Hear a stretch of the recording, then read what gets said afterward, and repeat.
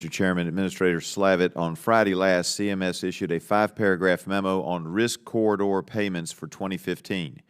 Several insurance companies are suing the administration over 2014 payments because they only collected 12.6% of what the industry requested to be made whole.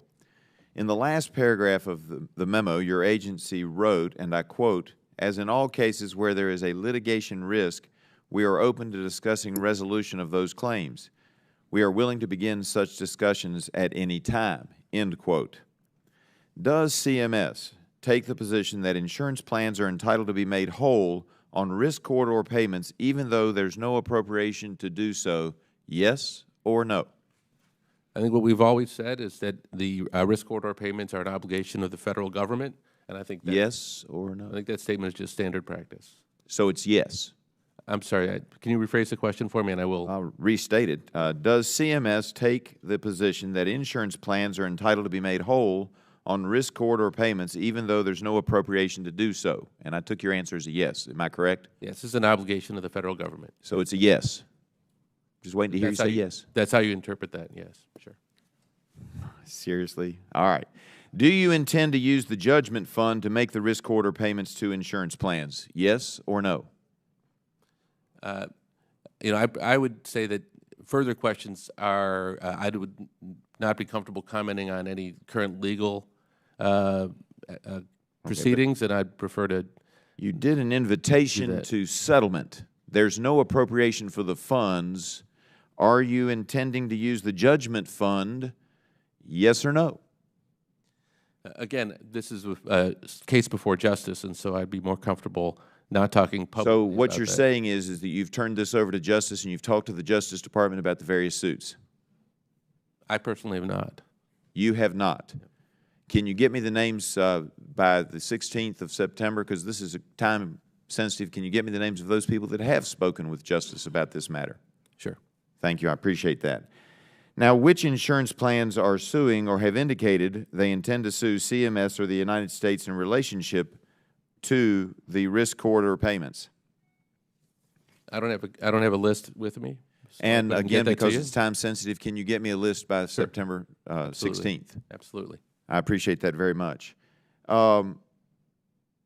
Now, you indicated you haven't spoken to justice, but do you know of anyone in your department that has discussed settlement plans with the Department of Justice?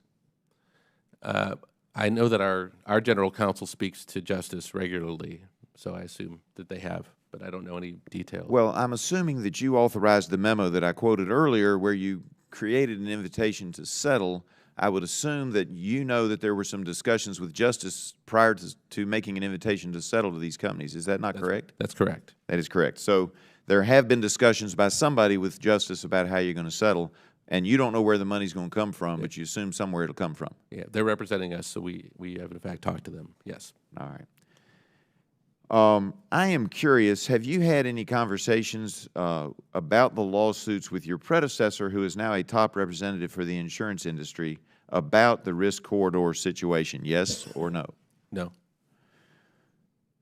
And prior to issuing the memo, and I touched on this briefly, but I want to make sure I'm clear, prior to issuing the memo, did Justice Department approve the memo that you released on Friday, which had an invitation in the last part of it to settle the lawsuits? I believe they reviewed the language, yes.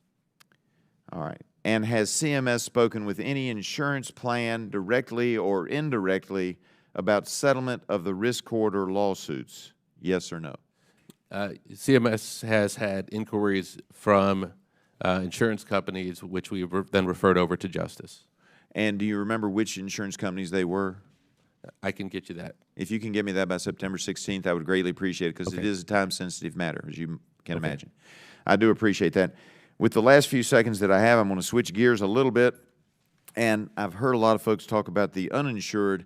One of the problems that I'm having when I get complaints in my district about Obamacare is underinsured, that with the co-pays and the deductibles, in order to afford the insurance, because the rates have gone up, my folks are having to pay high deductibles.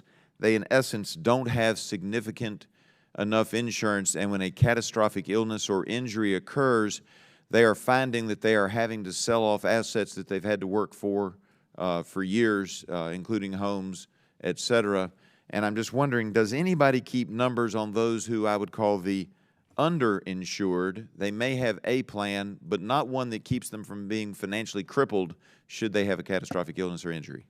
Yes, the most recent numbers that I've seen, despite the headlines, show that in 2015 on the exchange, the median deductible was $850, which was a decrease from the prior year where it was $900.